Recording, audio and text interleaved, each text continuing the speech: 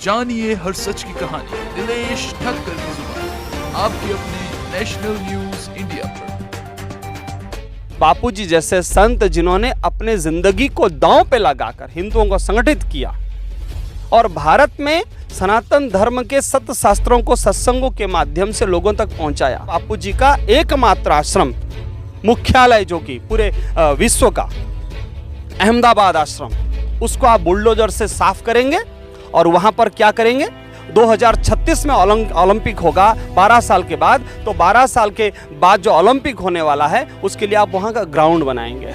इतना घिनौना कांड तो मुझे लगता है कि कांग्रेसियों के शासन में भी नहीं हुआ होगा जिस प्रकार से जिस प्रकार से ये हरकतें भाजपा सरकार में कर रहे हैं।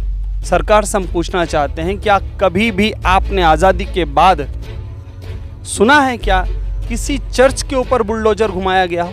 5-5 करोड़ साधकों के हृदय को छेदने का, छुरा भोंकने का जो ये प्रयास है, क्या ये लोकतंत्र की हत्या नहीं है?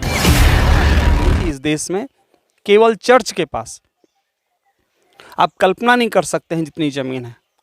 आपके माध्यम से सबको जानकारी होनी चाहिए कि इस समय हमारे देश में चर्च के पास, केवल चर्च के पास 17 करोड़ 79 लाख एकड़ जमीन है। अगर उसको हम थोड़ा सा हेक्टेयर में बदलें तो लगभग 9 लाख, क्षमा करें, 7 करोड़ हेक्टेयर जमीन है। 7 करोड़ हेक्टेयर जमीन, और अगर उसको एकड़ में कन्वर्ट करें, उसको अगर रूपांतरित करें तो 17.79 करोड़ एकड़ जमीन केवल चर्च के पास है। आपके माध्यम से हम जानना चाहते हैं, सरकार से हम पूछना चाहते हैं, क्या कभी भी आपने आज़ादी के बाद सुना है क्या किसी चर्च के ऊपर बुलडोजर घुमाया गया हो सरकार के द्वारा?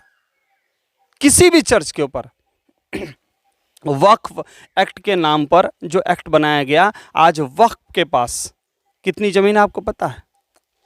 9 लाख एकड़ जमीन देश में। जब 1947 में भारत आज़ाद हुआ तो वक्फ वालों के पास, उनके बोर्ड के पास केवल 50,000 एकड़ ज़मीनें थी। आज 9 लाख एकड़ ज़मीनें हो गई। अभी सरकार ने कानून तो बनाया है, लेकिन वो भी कौन सा, जो इलीगल सरकारी ज़मीनों पर कब्जा करके बैठे उस पे बनाया है। अगर आप देखें तो जब भारत और पाकिस्तान का विभाजन धर्म के आधार पर हो गया तो वक्फ के पास संपत्ति कहाँ से आ जाएगी? यहाँ पर ये तो पूरा हिंदुस्तान है, हिंदुओं का है। पाकिस्तान में हिंदुओं की जो संपत्तियां थी उस सब पे पाकिस्तान के सरकार ने कब्जा कर लिया और हिंदुओं को वहां से भगाया गया मारकर। और जो भारत में जो उनके पास मुस्लिमों की प्रॉपर्टियां थी, तो मुस्लिमों की कैसे हो गई? वो तो भारत सरकार की होनी चाहिए। तो इतने साल के बाद ये एक्ट बना है, लेकिन अभी भी आप देखिए भारत में कुल मिलाकर 9 लाख मंदिर हैं, उसमें से 4 लाख मंदिरों के ऊपर सरकार का पूर्ण नियंत्रण है। उसका पूरा पैसा ये लेते हैं। किसको देते हैं? मुसलमानों के मौलानाओं को देते हैं पेमेंट के रूप में, पादरियों को पेमेंट दिया जाता है, हज के लिए सब्सिडी दी जाती है, और अल्पसंख्यक आयोग के नाम पर सबको बांटा जाता है हिंदुओं का पैसा। और इस तरफ बापूजी जैसे संत जिन्होंने अपने जिंदगी को दांव पे लगाकर हिंदुओं को संगठित किया और भारत में सनातन धर्म के सत्य शास्त्रों को सत्संगों के माध्यम से लोगों तक पहुंचाया। जाति धर्म का किसी प्रकार का भेदभाव न करते हुए पूरे भारत को एकत्रित किया, शांति दिया, युवाओं को यौवन सुरक्षा और विभिन्न प्रकार के साहित्यों के माध्यम से उनके जीवन को संयमित किया, सदाचार बनाया, उनको सदाचारी बनाया। मातृ पितृ पूजन दिवस के माध्यम से बापूजी ने पूरे देश में एक आध्यात्मिक क्रांति का संक्रांत किया, सामाजिक क्रांति का संक्रांत किया, सांस्कृतिक क्रांति का संक्रांत किया। माता पिता को जो आज वृद्धाश्रम में छोड़ रहे थे, वो अब अपने माता पिता को अपनाकर उनकी सेवा करते। ये हमारी भारतीय संस्कृति जिसको तोड़ने का प्रयत्न किया जा रहा था, जिसको मैकॉलियन एजुकेशन सिस्टम के द्वारा जिस तरह से भारत को फिर से मानसिक गुलाम बनाने का प्रयत्न किया जा रहा था, उसको बापूजी ने रोका। तुलसी पूजन के द्वारा तुलसी की महिमा पूरे देश और विदेश तक बापूजी ने फैलाई। और आज बापूजी को निर्दोष होते हुए भी एक झूठे आरोप में, षड्यंत्र में फंसाकर एक तो ना तो जेल में, केवल जेल में ही डाला गया, ऐसी बात नहीं है। 12 साल के बाद बड़ी मुश्किल से पैरोल, वो भी मेडिकल बेस पे। अपराध क्या है?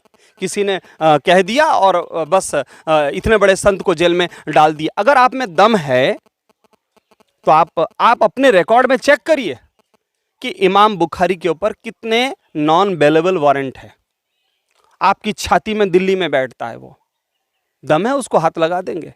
कोर्ट ने आदेश दिया कि उसको अरेस्ट करो, और दिल्ली पुलिस क्या कहती है? उनको अरेस्ट नहीं कर सकते हैं, देश में दंगे हो जाएंगे। अच्छा, मतलब केवल हिंदू संत आपके लिए सॉफ्ट टारगेट है। हिंदू संत को कहीं से भी आप फंसा लो, कहीं पे भी जेल में डाल दो, उनको जेल में ही उनका जीवन पूरा हो जाए, उसके लिए पूरा आयोजन कर लो। और उनके जो आश्रम है, एकमात्र बापूजी का एकमात्र आश्रम, मुख्यालय जो कि पूरे विश्व का, अहमदाबाद आश्रम, उसको आप बुलडोजर से साफ करेंगे और वहां पर क्या करेंगे? ओलंपिक 2036 में ओलंपिक होगा 12 साल के बाद, तो 12 साल के बाद जो ओलंपिक होने वाला है उसके लिए आप वहां का ग्राउंड बनाएंगे। इतना घिनौना कांड तो मुझे लगता है कि कांग्रेसियों के शासन में भी नहीं हुआ होगा, जिस प्रकार से जिस प्रकार से ये हरकतें भाजपा सरकार में कर रहे हैं। बहुत ताज्जुब लगता है। लोकतंत्र और प्रजातंत्र किसे कहते हैं? By the people, for the people, लोगों के लिए और लोगों से चलने वाली सरकारें। और अगर लोगों के द्वारा और लोगों से चलने वाली सरकारें हैं, तो लोगों की भावनाओं को ये बुलडोजर क्यों घुमा रहे हैं?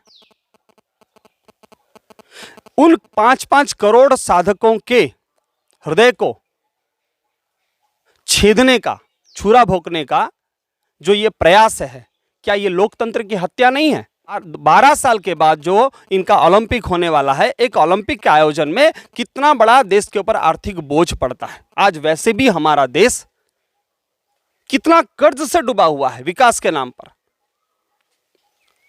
चारवाक का एक सिद्धांत है, या पर्यंत जीवेत सुखेन जीवेत, ऋणम कृत्वा घृतम पीवेत। जब तक जियो सुख होगा, सुखी से जियो, कर्जा करके भी घी पियो। उस सिद्धांत पर भाजपा का शासन चल रहा है, विशेष करके माननीय प्रधानमंत्री महोदय और माननीय गृह मंत्री महोदय के शासनकाल में। लोगों को जो ये विकास का लॉलीपॉप चुसाया जा रहा है, वो लॉलीपॉप कितना महंगा है लोगों को पता भी नहीं चलने दिया जा रहा है। भारत में समलैंगिकता को प्रोत्साहन देना, भारत में गे कल्चर को प्रोत्साहन देना, ये केवल भाजपा के शासन में हुआ, केंद्र में। फिर भी हम चाहते हैं कि कुछ तो हिंदुत्व का काम कर रहे हैं, इसलिए हम उनको, हमारे करोड़ों साधकों का वोट उन्हीं को जाता है, उन्हीं को दे रहे हैं और देते रहेंगे। लेकिन हम उनसे पूछना चाहते हैं कि आपकी जो ये हरकतें हैं, क्या ये सनातन धर्म के अनुकूल हैं? क्या ये राष्ट्रहित में? धर्म की बात छोड़िए, आप एक देश में हम लोगों से क्या उम्मीद रखते हैं कि भारत का प्रत्येक नागरिक अपने राष्ट्र के लिए समर्पित हो, एक आदर्श नागरिक हो, और वो अपने समाज के लिए, राष्ट्र के लिए उपयोगी हो, अपनी संस्कृति के लिए उपयोगी हो। भारत तो वैसे भी सनातन की भूमि है। इस भूमि में रहने वाले लोग आज अपने अस्तित्व की लड़ाई लड़ रहे हैं। हम तो वक्फ के बारे में सोच रहे थे कि 9 लाख एकड़ जमीन है, इनके बारे में अभी जो आंकड़े मिल रहे हैं, लेकिन चर्चों के पास 17 करोड़ एकड़ जमीन है। 17 करोड़ एकड़ पूरे देशवासियों को मैं बार बार दोहराना चाहता हूं, यह आंकड़ों के आधार पर बता रहे हैं आपको। आप गूगल में सर्च कर सकते हैं। इतनी जमीनें इनके पास कब्जे में हैं। बनाओ ना, अगर आपको ओलंपिक स्टेडियम बनाना हो तो। जानिए हर सच की कहानी दिनेश ठक्कर की जुबान, आपके अपने नेशनल न्यूज इंडिया पर।